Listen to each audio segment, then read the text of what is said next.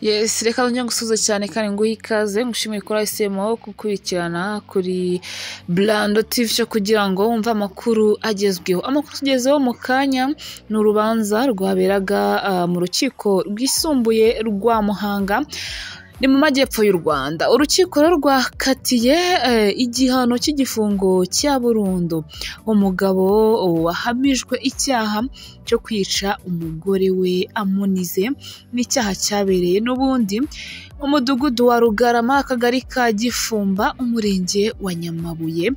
Ni umugabo rero wahamijwe iki cyaha akaba yitwa Ntaganzwa Emmanuel, akaba n'ubundi yaratuye muri uyu murenge wa Nyamabuye akagari ka Gifumba umudugudu wa Rugarama. Ngira ngo ni urupfu rwabaye rw'uyu mugore we, biza kumenyekana ko yazize umugabo we akaba yaramwishe amunize akarangira agashiramo umwuka.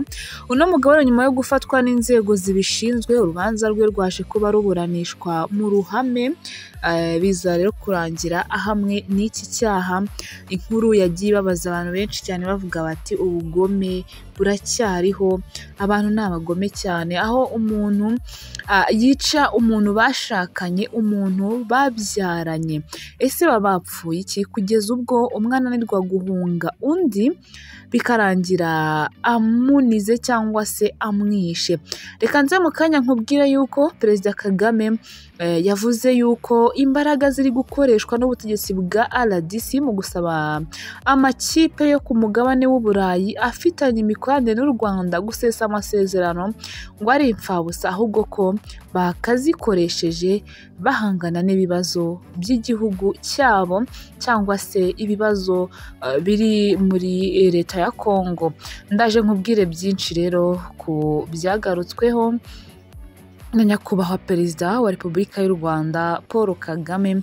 Naho rero mu yandi makuru ni uko abanyeshuri barenga 500 biga mu mashuri y'ubuvuzi muri kaminuza ya UR ishami rya Huye basabye ubuyobozi bw'iyi kaminuza yuko bano bayobozi batahagarikirwa amafaranga bahabwaga abatunga ku ishuri. Ni amafaranga rero azwi nka buruse ahabwa abanyeshuri ngo bitewe n'uko batangiye kuyahabwa mbere y'uko amasomo yabo atangira, kandi ibyo ngibyo akaba atari amakosa yabo, ngo nta mpare babigizemo. Ni ibintu nabyo rero bikugenda bigarukwaho hano kuri iyi mihanda.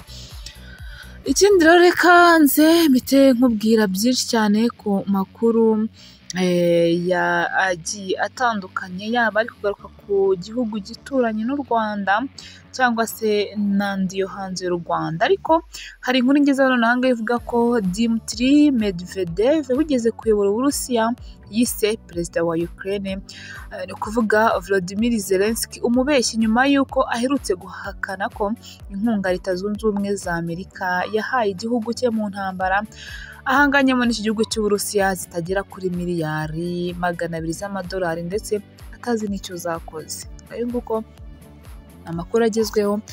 Reka nze mu kanya tugaruke ku yandi makuru atandukanye. Ngari nka welcome kuko tuba tumaze iminsi tudakora tutakugezaho amakuru agezweho. Amahoro y'Imana akomeze kubana nawe, se no gukora subscribe kuri Blando TV show ukajya wumvira amakuru agezweho ku kinyamakuru cyacu. N'ubwenge amahoro y'Imana akomeze kubana nawe. Shalom shalom.